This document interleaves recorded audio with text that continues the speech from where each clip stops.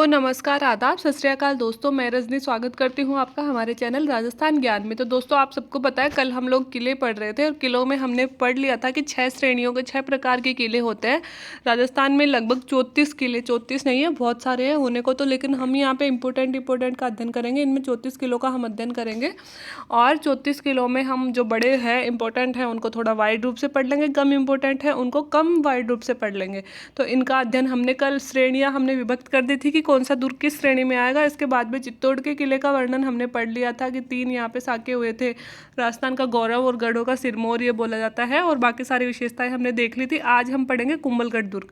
कुंभलगढ़ दुर्ग के लिए दोस्तों अबुल फजल ने ये कहा है कि यह दुर्ग इतनी बुलंदी पर बना हुआ है कि नीचे से ऊपर देखने पर सर की पगड़ी नीचे गिर जाए। मतलब इतना ऊंचाई पे बना हुआ है कि इसे ऊपर की तरफ देखने पर राजस्थान के लोग जो पगड़ी लगाते हैं वो नीचे गिर सकती है। कहने का मतलब है कि ये दुर्ग बहुत ऊंचाई पे बना हुआ है। ये बात बहुत इंपॉर्टेंट हो जाती है। कई बार एग्जाम में कोटेशन ही दे दिए जाते हैं कि एक तो ये पूछ लेंगे कि यह वाक्य किसने कहा था, और दूसरा यह पूछ लेंगे कि ये किस किले के बारे में कहा गया है ना। तो अबुल फजल ने कहा था, और कौन से किले के बारे में कहा था? कुंभलगढ़ दुर्ग के बारे में। इसके अलावा दोस्तों जेम्स टोड ने भी इस दुर्ग की तुलना एट्रुस्कन से की है। क्यों की है? इसकी सुदृढ़ प्राचीर, बुर्ज और कंगूरों के कारण। सुदृढ़ प्राचीर मतलब दीवार, बुर्ज मतलब जो ये छतरियाँ वगैरह होती है ना, खंबे वगैरह, इनके कारण मतलब ये इतने सुदृढ़ रूप से बने हुए हैं कि एक किला है ये एट्रुस्कन। ये तो मुझे नहीं पता ब्रिटेन का है या इटली का है, कहाँ का है, लेकिन कोई प्रसिद्ध किला है, उससे इसकी तुलना की है। तो ये वाक्य किसने कहा है? जेम्स टॉड ने कहा। और किस किले के बारे में कहा है? कुंभलगढ़ के बारे में कहा है। अब ये स्थान की कौन से स्थान पर स्थित है? तो राजसमंद जिले में अरावली पर्वतमाला पर यह स्थित है। ठीक है, अरावली पर्वतमाला पर स्थित है, इसीलिए तो ऊंचाई पे बना हुआ है। अगर मैदान में होगा तो ऊंचाई पे होगा ही नहीं ना। और निर्माण किसने करवाया था? प्राचीन दुर्ग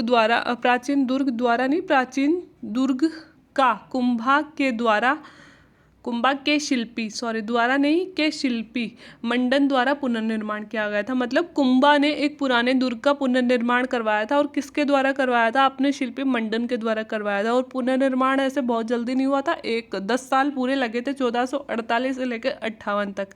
बहुत ही सुंदर और मतलब सुदृढ़ दुर्ग ये माना जाता है। विशेषताएं अपन देख लेते हैं। सबसे पहले तो है नैसर्गिक सुरक्षा। नैसर्गिक मतलब प्राकृतिक सुरक्षा इसे प्रदान की गई है। और किसने प्रदान की है? पहाड़ियों द्वारा।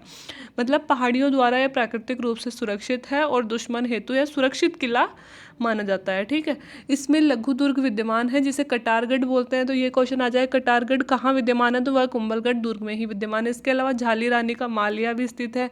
इसके अलावा झालीबाव बावड़ी भी स्थित है। इसके अलावा मामादेव कुंड भी है। मामादेव कुंड वही कुंड है जो दोस्तों जिसके पास में कुंभा के पुत्र उदा ने उनकी तलवार घोंपकर हत्या कर दी थी। इसके अलावा कुंभ स्वामी मंदिर, पृथ्वीराज की छत्री, पृथ्वीराज वही राजकुमार है जिन्हें उड़ना राजकुमार बोला जाता है। ठीक है, तो अब मैं आपको एक एक हिस्ट्री तो यहाँ पे नहीं बता सकती। जब हम राजस्थान की हिस्ट्री पढ़ेंगे उसमें इसका वाइड रूप से अध्ययन कर लेंगे। यहाँ पे किले बहुत लंबे हैं तो बहुत ज़्यादा वाइड हो जाएंगे अगर मैं स्टोरी बताने चली तो उड़ना राजकुमार की छत्री भी यही है। मामादेव कुंड, झाली रानी का मालिया, झालीबाव बावड़ी और कटारगढ़, ये सभी कुंभलगढ़ दुर्ग में स्थित है। कुछ विशेषताओं के कारण कुंभलगढ़ फेमस है कि कुछ घटनाएं ऐसी हुई थी कि बनवीर जो था उससे बचाकर उदय सिंह को, किसने बचाया था? पन्नाध्याय ने। बनवीर शासन हटाने के लिए उदय सिंह को मारना चाहता था। जब उदय सिंह बहुत छोटे बालक थे तो उनकी स्वामी भक्त जो थी पन्नाध्याय, उन्होंने अपने पुत्र को इनकी जगह सुला दिया था और उदय सिंह को छुपाकर किलेदार आशा देवपुरा के पास ले गई। कौन से किले के किलेदार? कुंभलगढ़ किले के किलेदार। ये कुंभलगढ़ किले के किलेदार ही थे जिन्होंने उदय सिंह को बचाकर, छुपाकर, पालन पोषण करके बड़ा किया था। तो इसलिए फर्स्ट घटना तो इसलिए महत्वपूर्ण है। दूसरा है उदय सिंह का राज्याभिषेक।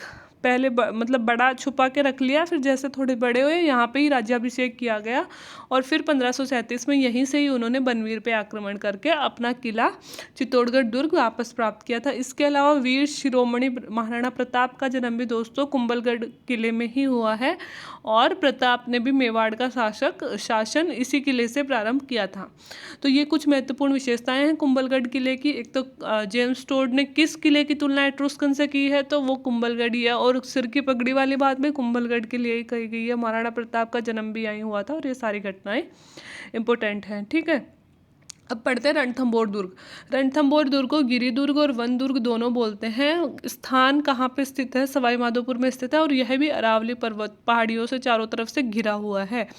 994 ईस्वी में रणथंभन ने इसका निर्माण करवाया था। रणथंभन के नाम पे ही इस दुर्ग का नाम रणथंभौर पड़ा था।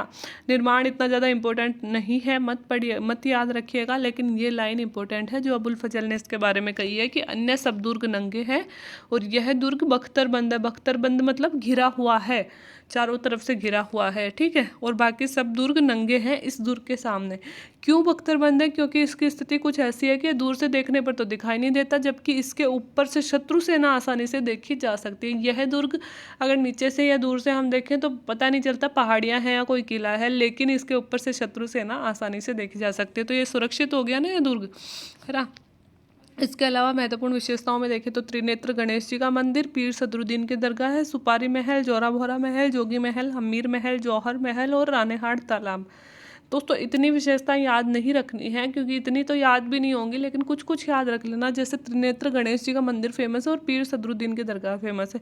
बाकी ज़्यादा ही उल्टा पुल्टा पेपर बनाएं तब ऐसी विशेषताएं पूछ सकते हैं, नहीं तो ये नहीं पूछेंगे। युद्ध याद रख लेना, 1301 में अलाउद्दीन खिलजी ने आक्रमण किया था। शासक था हमीर, तो हमीर और इनके बीच में युद्ध हुआ था। हमीर भी बहुत महान शासक थे, लेकिन उस समय हार गए थे अलाउद्दीन खिलजी के सामने और अलाउद्दीन खिलजी का 1301 में यहाँ पे अधिकार हो गया था। तो अन्य सब दुर्ग नंगे वाली बात याद रखना। और सवाई माधोपुर में स्थित है और गिरी और वन दुर्ग दोनों का उदाहरण है। इसके अलावा जालोर दुर्ग दोस्तों मारवाड़ में सूकड़ी नदी के किनारे सुवर्णगिरी पहाड़ी पर, मारवाड़ को, जोधपुर वाले इलाके को मारवाड़ बोलते हैं, वहाँ पे सूकड़ी नदी जो आती है, जो लूनी नदी की सहायक नदी है, मैंने नदियों में आपको पढ़ाया था, उसके लूनी नदी के किनारे सुवर्णगिरी पहाड़ी पर स्थित है। तो सुवर्णगिरी पहाड़ी पर कौन सा स्थित है? जालोर दुर्ग स्थित है और नागभट्ट प्रथम के द्वारा निर्माण किया गया था। मत याद रखना, इंपॉर्टेंट नहीं है। ऐसा किला है जिसका दरवाजा कोई विरोधी नहीं खोल सका। ये बात इंपॉर्टेंट है क्योंकि एकमात्र ऐसा किला है जिसका दरवाजा कोई विरोधी सेना शत्रु नहीं खोल सका, तो इसलिए इंपॉर्टेंट हो जाता है ये, ठीक है। और संकट काल में मारवाड़ के राजाओं की शरण स्थली आश्रय स्थल बोला जाता है, इसमें ये अपना राजकोष पर रखते थे। तो देखो मारवाड़ के राजाओं की शरण स्थली बोला जाता है, तो इसलिए भी इंपॉर्टेंट हो गया, ठीक है। जालोर दुर्ग को बोला जाता है मारवाड़ के राजाओं की शरण स्थली, मेवाड़ के राजाओं की नहीं, मारवाड़ के राजाओं की, है ना। मारवाड़ के राजा कौन से? जोधपुर वाले। इसके अलावा विशेषताएं अपन देखें तो संत मलिक शाह की दरगाह है, परमारकालीन कीर्ति स्तंभ, एक कीर्ति स्तंभ चित्तौड़गढ़ में भी है दोस्तों, चित्तौड़गढ़ के किले में वो दूसरा है और ये दूसरा, ये परमार काल में बनाया गया था। इसके अलावा सुवर्णगिरी मंदिर और तोपखाना भी यहाँ पे स्थित है। 1311-12 में, ये इंपॉर्टेंट है, 1311-12 में अलाउद्दीन खिलजी ने इस किले के उस समय शासक थे कानड़देव सोनगरा और उनके पुत्र थे वीरमदेव, इस पे अलाउद्दीन खिलजी ने आक्रमण किया था और किले को जीत लिया था।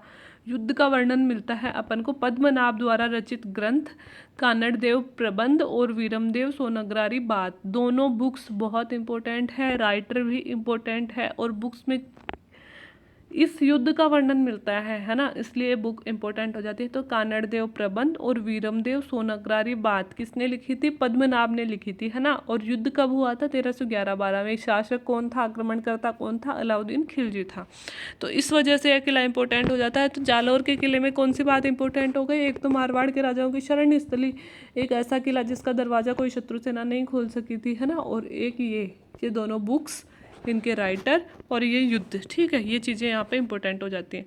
सोजत का दुर्ग दोस्तों पाली में स्थित, आप सबको पता है सोजत की मेहंदी फेमस है, तो वहीं से आपको समझ में आ जाएगा कि सोजत का दुर्ग कहाँ हो सकता है, पाली में ही हो सकता है ना, लेकिन इंपॉर्टेंट नहीं है, इतना बस याद रख लेना जगह कहाँ पे स्थित है। और नानी सिरडी पहाड़ी पर स्थित है, तो थोड़ा सा पहाड़ी का नाम याद रख लेना, बाकी कोई भी विशेषता इतनी कोई खास इंपॉर्टेंट है नहीं। तो ये 5 दुर्ग आज के थे दोस्तों, उम्मीद है आपको समझ में आ गए होंगे।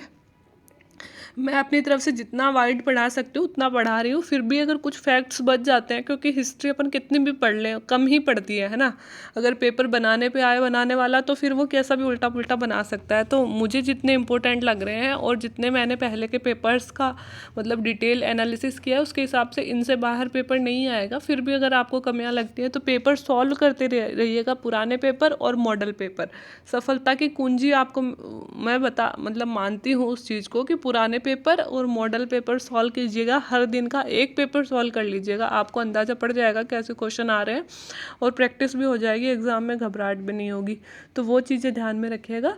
और बाकी अगर रेगुलर स्टडी करते रहोगे तो निश्चित रूप से एक दिन सफलता ज़रूर मिलेगी। तो वीडियो अच्छा लगा तो प्लीज़ चैनल को लाइक शेयर एंड सब्सक्राइब कर दें। Thank you very much.